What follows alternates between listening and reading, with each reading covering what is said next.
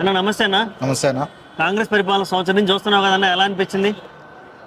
మన 50 ఏళ్ళ పరిపాలన ఎంత వెనక్కి అయితే పోయిందో మళ్ళీ ఈ 1 ఇయర్లో అదే 50 ఏళ్ళ పాలన వెనక్కి పోయింది, ఖచ్చితంగా చెప్పగలుగుతాం. అది అబద్ధాలు చెబుతున్నావు అంటున్నారన్న జనాలందరూ. ఎందుకంటే వాళ్ళు ఏమో బ్రహ్మాండం చేసామంటున్నారు, నువ్వేమో సంవత్సరానికి వెనకబడిపోయావు అంటున్నావు. మరి ఏం నమ్మాలి అసలుకి?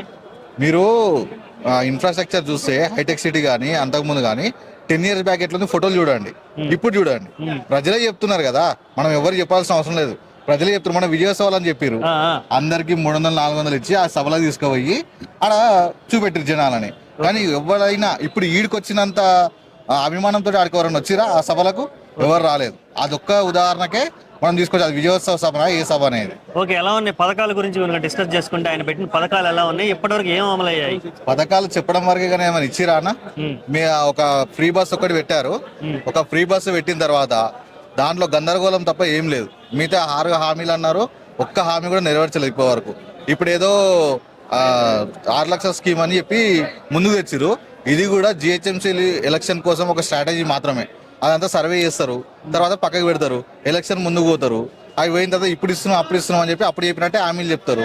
కథం ఎలక్షన్ అయిపోతుంది, కథం గోవిందా గోవిందా. కేవలం ఎలక్షన్ దృష్టిలో పెట్టుకుని వాళ్ళు హామీలు ఇస్తున్నారు అంతే. అంతేనా? అది కంపల్సరీ. మొన్న కూడా అంతే జరిగిందా? అంతే చెప్పారు. అసలు ఇంకో విషయం తెలుసా అన్న, వాళ్ళు గెలుస్తాం అనే విషయం వాళ్ళకే తెలియదు. ఫస్ట్ వాళ్ళకి తెలియకుండానే మేము గెలుస్తామో లేదా సరే చూద్దాం అని నోటుకొచ్చిన హామీలన్నీ ఇచ్చారు. ఇప్పుడు వాళ్ళకి చేత కాక ఏం చేయాలి అర్థం కాక ఇటు మన కేటీఆర్ సార్ కేసీఆర్ సార్ నొక్కుతురు, వీళ్ళు ప్రజలేమో ఇటు నుంచి నొక్కుతురు. ఎవరికి ఏం చెప్పాలో అర్థం కాక ఇక ఆయన లోపల కూడా మదనవాడిపోతుంది రేవంత్ రెడ్డి. అంతే. ఓకే, మరి కేటీఆర్ గారిని అరెస్ట్ చేస్తామంటున్నారు, అసలు దీని మీద అభిప్రాయం ఏంది?